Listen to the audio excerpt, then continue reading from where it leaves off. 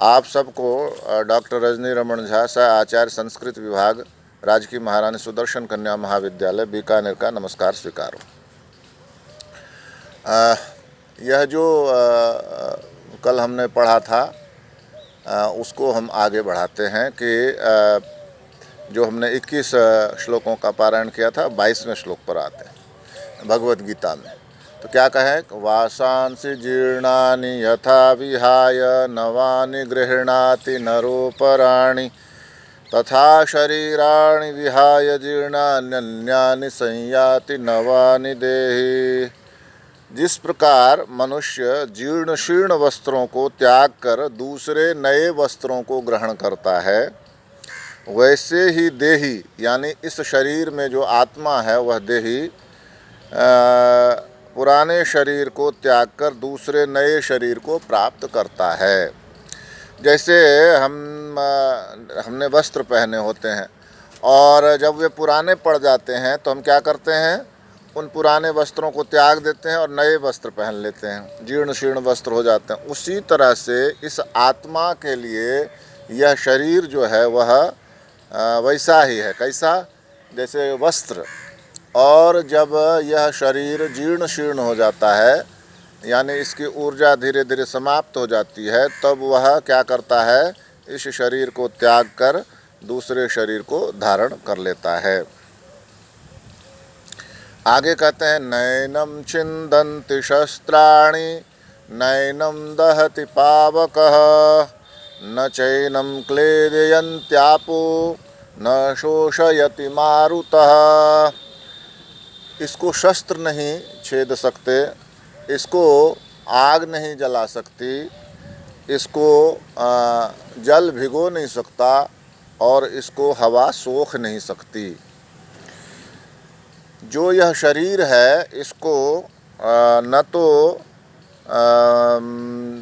शस्त्र छेद सकते हैं, शरीर नहीं, आत्मा, जो यह आत्मा है उसको शस्त्र छेद नहीं सकते, नैनम जो इस शरीर को, और इसको अग्नि जला नहीं सकता, पानी इसको भिगो नहीं सकता और हवा इसको, पवन इसको सुखा नहीं सकता। यानी ये इन सब चीज़ों से परे है, इस पर इन सब चीज़ों का असर नहीं पड़ता है। शस्त्र छेद नहीं सकता, अग्नि जला नहीं सकता, जल भिगो नहीं सकता और ये जो हवा है, पवन है, यह इसको सोख नहीं सकता।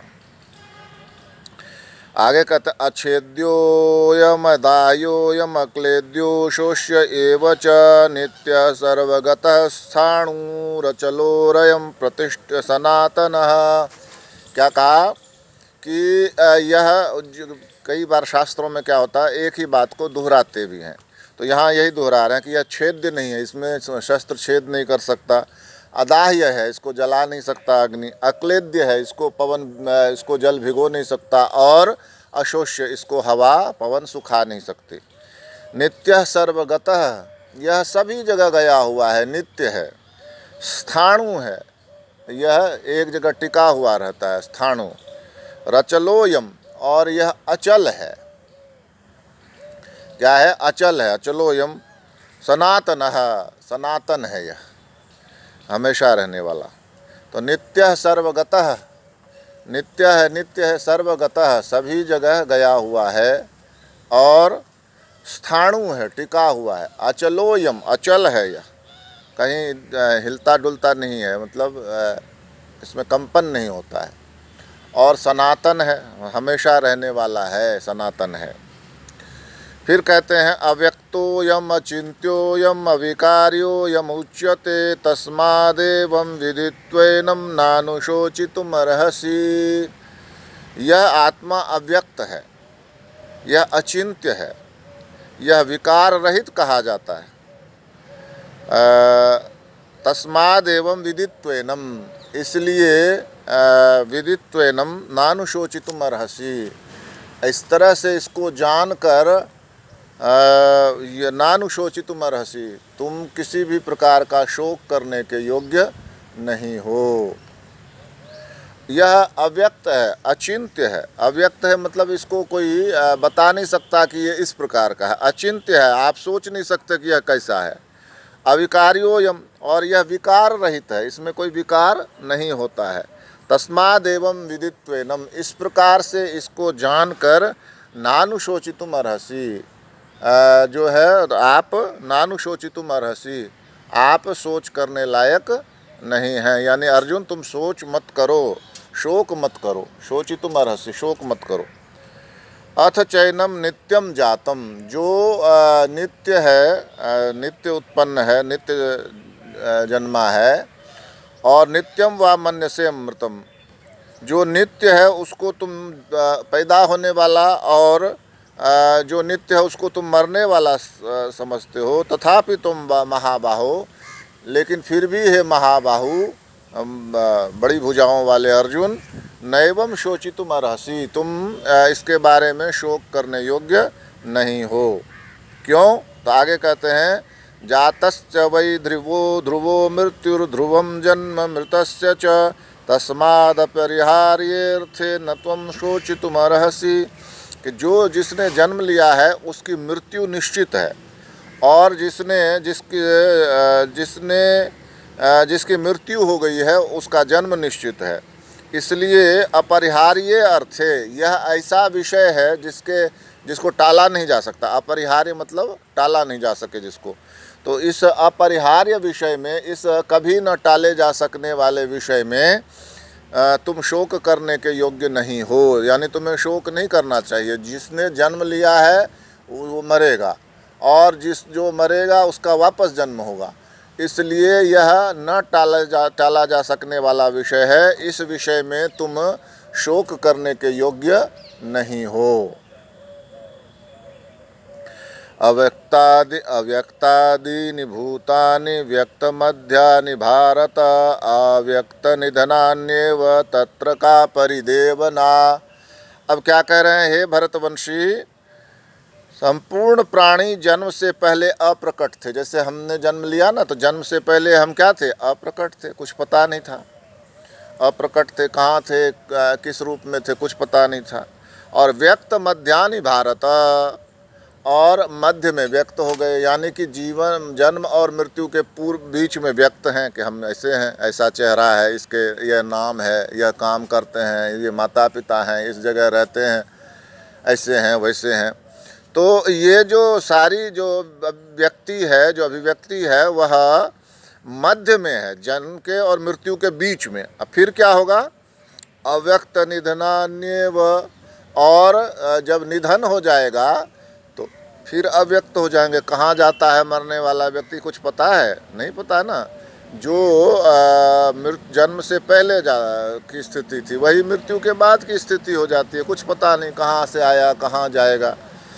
तो अव्यक्त निधनान्येव तत्र का परिदेवना, इसलिए इस विषय में परिदेवना क्या? परिदेवना मतलब शिकायत कैसी, शोक कैसा? देखिए यहाँ शब्द है परिदेवना, प र ई की मात्रा परि, और हम लोग उसको वेदना बोल देते हैं, जबकि मूल शब्द है परिदेवना, द पहले है, परिदेवना। हम बोलते हैं परिवेदना, नहीं, परिदेवना, शोक, शिकायत, इसको कहते हैं परिदेवना। तो इसलिए इस विषय में क्या शिकायत करनी? जो हम हैं आज, वो जन्म से पहले अव्यक्त थे और मृत्यु के अनंतर अव्यक्त हो जाएंगे। लेकिन बीच में जितना हिस्सा है, जिसमें आदमी 60 वर्ष, 70 वर्ष, 80 वर्ष, 90 वर्ष, 100 वर्ष जीता है, उसमें वही मात्र प्रकट रहता है। तो अव्यक्त निधनान्यव, इसलिए यह अव्यक्त निधनान्यव जो मध्य का हिस्सा है वही प्रकट है। बाकी निधन के बाद हम फिर अव्यक्त हो जाएंगे। तो तत्र का परिदेवना, इसलिए इस विषय में परिदेवना कैसी, शिकायत कैसी?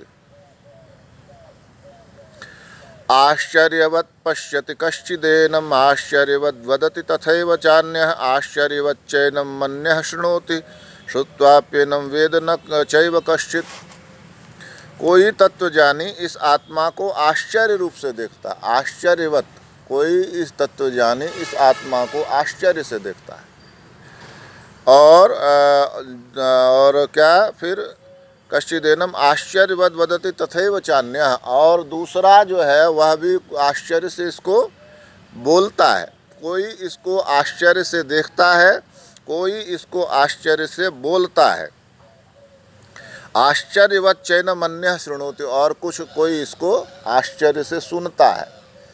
तो श्रुत्वापि पेनम वेद न चैव कश्चित्, और फिर सुनकर भी कोई इसको नहीं जानता है। कोई तो इसको आश्चर्य बोलता है कि ये ऐसा जो जिसके बारे में बोला नहीं जा सकता, जिसके बारे में सोचा नहीं जा सकता, तो आश्चर्य ही है। तो वो आश्चर्य है। और कोई इसको आश्चर्य से बोलता है, कोई इसको आश्चर्य से देखता है, और कोई इसको आश्चर्य से सुनता है। लेकिन सुनने के बाद भी कोई इसको जान नहीं पाता है। यह इसकी विचित्र बात है कि श्रुत्वाप्यनम वेद न चैव कश्चित्, कोई इसको सुनकर भी नहीं जान पाता है। देहि नित्यम अवध्योयम देहे सर्वस्य भारत, तस्मात् सर्वाणि भूतानि न त्वं शोचितुम अर्हसि। हे अर्जुन, ये जो आत्मा है, देहि नित्यम अवध्योयम, इसका कोई वध नहीं कर सकता। सर्वस्य देहे, सबके शरीर में। ऐसा नहीं है कि तुम्हारे शरीर का जो आत्मा है वो अवध्य है। सामने वाले जो लड़ रहे हैं उनके शरीर में भी जो आत्मा है वह भी अवध्य ही है, उसको कोई नहीं मार सकता। समस्त प्राणियों के लिए तस्मात् सर्वाणि भूतानि न तुम शोचितुम अर्हसि, इसलिए समस्त प्राणियों के लिए तुम शोक करने योग्य नहीं हो। जो न तो तुम्हारा जो आत्मा है वह मारा जाएगा, और न वो सामने वाले का आत्मा मारा जाएगा, तो तुम्हें शोक करने की क्या आवश्यकता है। ये तो कोई बात नहीं हुई। जो अवध्य है, जिसको मार ही नहीं सकते, उसके लिए शोक क्यों कर रहे हो। स्वधर्मम अपि चावेक्ष्य न विकम्पितुम अर्हसि, धर्म्याधि युद्धाच श्रेयो अन्यत क्षत्रियस्य न विद्यते। अपने धर्म को देखकर भी स्वधर्मम अपि चावेक्ष्य, तुम अपने धर्म को भी देखकर न विकम्पितुम अर्हसि, देखकर भय करने योग्य नहीं हो। क्यों। धर्म्याधि युद्धाच श्रेयो, धर्म युद्ध से श्रेयस्कर न क्षत्रियस्य न विद्यते, क्षत्रियों को के लिए कोई और कार्य जो है वह धर्म युद्ध से बढ़कर नहीं है। स्वधर्मम अपि चावेक्ष्य न विकम्पितुम अर्हसि, स्वधर्मम अपि चावेक्ष्य, स्वधर्म को देखकर भी स्वधर्मम अपि चावेक्ष्य न विकम्पितुम अर्हसि, तुम उसको भय करने के योग्य नहीं हो, हटने के योग्य नहीं हो। क्यों। क्योंकि धर्म युद्ध से श्रेयस्कर क्षत्रिय के लिए और कुछ नहीं है। यदृच्छया चोपपन्नम स्वर्ग द्वारम अपावृतम सुखिनः क्षत्रियाः पार्थ लभन्ते युद्धम ईदृशम। जो यदृच्छया चोपपन्नम, ये जो तुम्हारे लिए अपने आप प्राप्त हो गया है, स्वर्ग द्वारम अपावृतम, यह मानो स्वर्ग का द्वार तुम्हारे लिए खुल गया है।